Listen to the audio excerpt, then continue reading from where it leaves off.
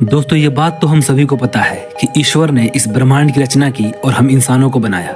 लेकिन अगर मैं आपसे कहूं कि इंसानों ने ईश्वर को बनाया तो आप सोचेंगे कि वही भगवान जो हमारे मंदिरों में होते हैं, जिनकी हम पूजा करते हैं। लेकिन दोस्तों हम उस भगवान की बात नहीं कर रहे जो हमारे मंदिरों में होते हैं। हम एक ऐसे गॉड की बात कर रहे हैं जो अपने माइंड और थिंकिंग के मुताबिक सोच सकता है और खुद से सीख कर चीज़ों को क्रिएट कर सकता है। जी हाँ दोस्तों, जिसे डिजिटल गॉड का नाम दिया गया है। तो आइए जानते हैं कि ये डिजिटल गॉड क्या है और क्या यह हम ह्यूमंस को कंट्रोल कर सकता है।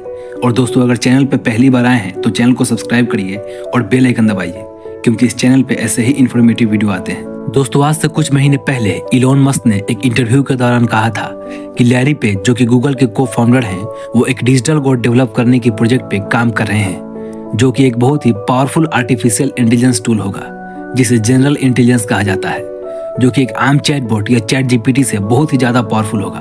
और जो इसमें कॉग्निटिव कैपेबिलिटी होगी वो एक इंसानों की जितनी होगी, या फिर कहीं ये इंसानों से भी ज़्यादा हो सकती है। दोस्तों सोचिए, कोई ऐसा मशीन है जिसकी ताकत और सोचने समझने की क्षमता इंसानों से भी ज़्यादा है। इस धरती पे सबसे ज़्यादा अगर कोई डेवलप्ड और पावरफुल लिविंग क्रिएचर है तो वो हम ह्यूमंस हैं। लेकिन एक ऐसा मशीन होगा जो इंसानों से भी ज़्यादा पावरफुल होगा और चाहे तो वो इस पावर का यूज करके कुछ भी कर सकता है।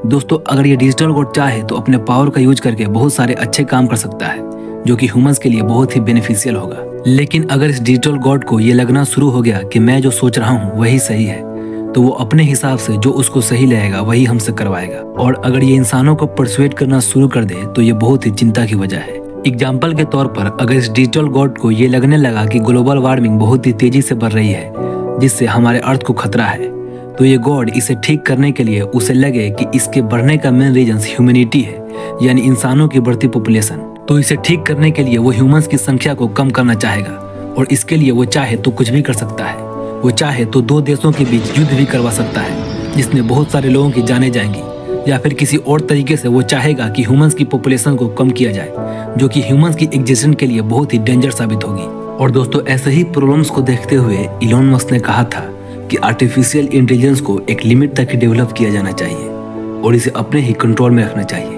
नहीं तो आर्टिफिशियल इंटेलिजेंस अगर ह्यूमन से ज़्यादा पावरफुल हो गए तो ये ह्यूमंस की एग्जिस्टेंस के लिए खतरा हो जाएगा। और दोस्तों आपको पता होगा कुछ महीने पहले चैट जीपीटी के सीईओ सैम एल्टमैन को उनकी ही कंपनी से निकाल दिया गया था। दोस्तों सूत्रों की माने तो सैम एल्टमैन भी एक डिजिटल गॉड डेवलप करने की योजना पर काम कर रहे थे और इसी कारण से उनको चैट जीपीटी से फायर कर दिया गया था। और दोस्तों आजकल जितने भी नए टेक्नोलॉजी इमर्ज हो रहे हैं उन सब का जो बेस है वो है आर्टिफिशियल इंटेलिजेंस। और जिस साइंटिस्ट ने आर्टिफिशियल इंटेलिजेंस के डेवलपमेंट में मेन रोल प्ले किया था वो है जेफरी हिंटन। और दोस्तों जेफरी हिंटन ने भी कुछ महीने पहले गूगल से रिजाइन कर दिया था और रिजाइन करते हुए ये कहा था कि मैंने बहुत बड़ी गलती कर दी आर्टिफिशियल इंटेलिजेंस के डेवलपमेंट में अपना योगदान देकर, और इस बात का पछतावा मुझे जिंदगी भर रहेगा। और दोस्तों आपको क्या लगता है कि आर्टिफिशियल इंटेलिजेंस की बढ़ती ताकत ह्यूमंस के लिए बेनिफिशियल होगा या ये ह्यूमंस के लिए बहुत ही घातक साबित होगा? दोस्तों कमेंट में अपना ओपिनियन जरूर शेयर कीजिएगा। दोस्तों उम्मीद है आप इस वीडियो से अच्छी तरह समझ पाए होंगे कि डिजिटल गॉड क्या है और इससे हम ह्यूमंस को क्या नुकसान हो सकते हैं।